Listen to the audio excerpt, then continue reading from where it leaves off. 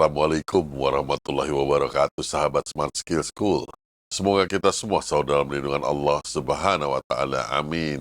Sahabat, kami mengucapkan terima kasih atas doa-doa di kolom komen untuk kesehatan ibu kami yang masih dirawat di rumah sakit, dan juga kunjungan-kunjungan dari Bapak Ibu sekalian, sahabat dari ibunda kami yang silih berganti datang mengunjungi dan memanjatkan doa untuk kesehatan ibu kami. Terima kasih, semoga Allah membalas pahala budi baik Bapak dan Ibu sekalian.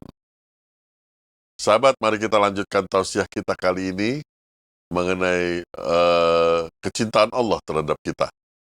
Mari kita sambut Ustadz kita, Ustadz Adi Warman Azwar Karim. Ustadz, Assalamualaikum, apa kabar? Waalaikumsalam warahmatullahi wabarakatuh. Sehat, berkah, bahagia selalu ya Allah. Amin. Amin, Alhamdulillah. Ustadz, bagaimana esensinya apabila kita mendapatkan musibah demi musibah terus-menerus? Apakah kita bisa merefleksikan ini sebagai hukuman dari Allah atau kecintaan dari Allah terhadap kita seperti yang dijanjikan pada salah satu ayat Al-Quran yang mengatakan Allah pasti akan menguji kita untuk keimanan kita. Begitu, Ustaz. Masya Allah. Ya, memang di dalam ajaran tasawuf itu kita ambil yang gampangnya aja ya. Kita ambil rujukan yang paling mudahnya aja. Ada 5 tanda-tanda Allah mencintai seorang hambanya. Nah, ini kita ambil yang ringkas saja. 5 tanda-tanda Allah mencintai seorang hamba. Yang pertama adalah, tanda pertama itu adalah seseorang itu dia cepat tergerak untuk tobat dan meninggalkan dosa. Nah, ini. Rasulullah SAW, ini hadisnya terkenal banget. Kullu bani Adam khata'. Semua anak cucu Adam itu pendosa, dan sebaik-baik pendosa adalah yang paling cepat bertobat kepada Allah.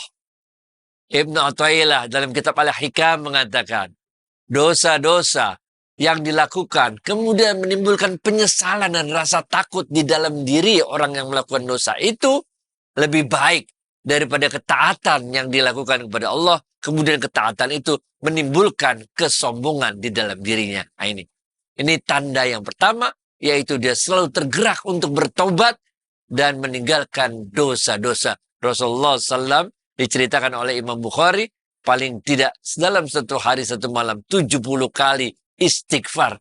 Dalam hadis riwayat Muslim bahkan 100 kali istighfar. Tanda yang kedua adalah diberi ujian untuk mendekat kepada Allah.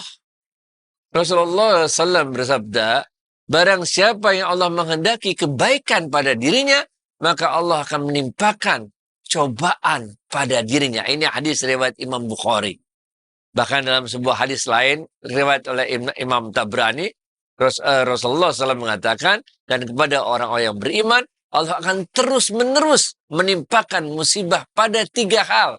Pada kesehatannya, pada keluarganya, pada hartanya.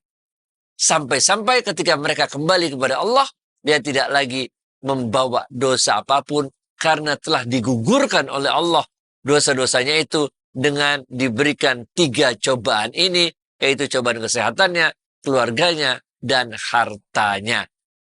Tanda yang ketiga, orang ini dimudahkan oleh Allah untuk beribadah. Ini jadi gampang aja, pengen ibadah aja terus. Rasulullah SAW bersabda, dalam hadis yang diriwayatkan oleh Imam Bukhari, disampaikan hadis qudsi, hambaku akan selalu mendekatkan diri padaku dengan berbagai amalan-amalan sunnah. Sampai-sampai kemudian aku mencintai hambaku itu. Nah, ini. Jadi kita pokoknya senang aja ibadah. Mau enteng aja kita untuk melakukan berbagai ibadah. Tanda yang keempat adalah dikelilingi oleh orang-orang yang soleh. Nah, ini nama, kalau istilah ininya namanya bi'ah tuh. Kita dikelilingi oleh orang-orang yang soleh, sehingga kita berada dalam komunitas yang tidak toksik. Tapi kita berada di dalam komunitas yang saling mendorong untuk mengingat dan mendekatkan diri kita kepada Allah. Rasulullah SAW bersabda, dalam sebuah hadis riwayatkan Imam Daud dan Tirmizi disebutkan, agama seseorang itu atau seseorang itu mengikut pada temannya. Seseorang itu mengikut pada teman baiknya. Nah, oleh karena itu lihatlah siapa teman baiknya. Nah, ini.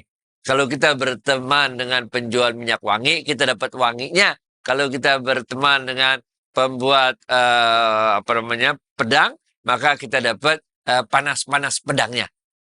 Dan tanda yang kelima adalah hati tertarik dengan ilmu agama. Rasulullah SAW bersabda, ini hadis riwayat Imam Bukhari, disebutkan, barang siapa yang Allah menghendaki kebaikan kepada seorang hambanya, maka Allah akan memberikan pemahaman agama yang baik kepada orang tersebut. Nah, inilah 5 tanda-tanda Allah mencintai seorang hambanya. Baik itu ya, Fit. Masya Allah. Paham Ustadz? Nah ini kalau mau komen pertanyaan dari sahabat. Assalamualaikum Ustadz. Waalaikumsalam. Apakah kita sebagai anak harus ikut bertanggung jawab terhadap perbuatan yang seharusnya orang tua kita yang bertanggung jawab? Begitu Ustadz. Masya Allah. Berat nih pertanyaannya. Setiap orang punya tanggung jawab. Oke. Dan orang tua punya tanggung jawab, anak juga punya tanggung jawab. Ketika anak itu masih belum dewasa, maka orang tuanya lah yang diberikan tanggung jawab untuk memberikan rezeki kepada anak tersebut melalui orang tuanya. Tapi hidup itu tidak selalu berjalan sebagaimana umumnya. Kadang-kadang ada yang terbalik keadaannya. Karena Allah mampu memberikan rezeki dari manapun yang Allah kehendaki. Bisa jadi, walaupun anak itu masih kecil, tapi Allah memilih untuk memberikan rezeki pada keluarga tersebut melalui anaknya yang belum dewasa. Bisa jadi juga Allah memilih melalui istrinya untuk memberikan rezeki pada keluarga tersebut. Sebagaimana Allah pada lazimnya memilih suaminya untuk menjadi tempat mendapatkan rezeki itu untuk seluruh keluarganya. Memang lazimnya melalui suami, tapi Allah berkuasa untuk memberikan rezeki itu melalui istri. Suaminya malah tidak mampu untuk mendapatkan rezeki, Allah sampaikan lewat rezekinya istrinya. Tapi bisa juga lewat anaknya.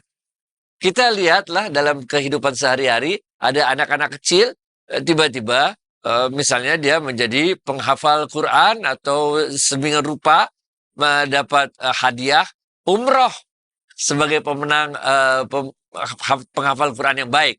Dapat hadiah rumah, dapat hadiah mobil dari suatu musabakoh misalnya. Bisa juga kita lihat ada artis-artis cilik yang menjadi tulang punggung keluarganya karena menjadi artis cilik, penyanyi cilik dan sebagainya. Jadi Allah punya rahasianya sendiri melalui siapa rezeki itu disampaikan kepada suatu keluarga. Oleh karena itu, walaupun tanggung jawab itu ada pada lazimnya, pada orang tuanya, tapi Allah bisa saja mengaturnya melalui rezeki itu melalui anaknya. Gitu, Fit. Baik Ustadz, bagaimana kalau anak ini tidak mampu meneruskan tanggung jawab ini atau bahkan tidak mau meneruskan tanggung jawab yang orang tua ini gitu Ustadz? Yang diminta oleh Allah adalah sekedar ikhtiar terbaik, doa dan prasangka baik kita kepada Allah. Bagaimana nanti cukup nggak cukupnya, Allah yang akan mencukupkan. Jangan pikir kita mampu mencukupkan diri kita sendiri, jangan pikir juga kita sanggup mencukupkan untuk menanggung orang tua kita. Jangan pikir begitu. Tapi kita selalu berpikir Allah lah yang mencukupkan rezeki kita, Allah juga yang mencukupkan rezeki orang tua kita melalui tangan kita. Insya Allah. Ada Allah, men. Bismillah. Alhamdulillah, semoga jawaban-jawaban ini dapat meringankan hati kita dan menambah keimanan kita kepada Allah Subhanahu wa Ta'ala. Ustadz, terima kasih atas waktu dan tausiahnya. Assalamualaikum warahmatullahi wabarakatuh. Waalaikumsalam warahmatullahi wabarakatuh.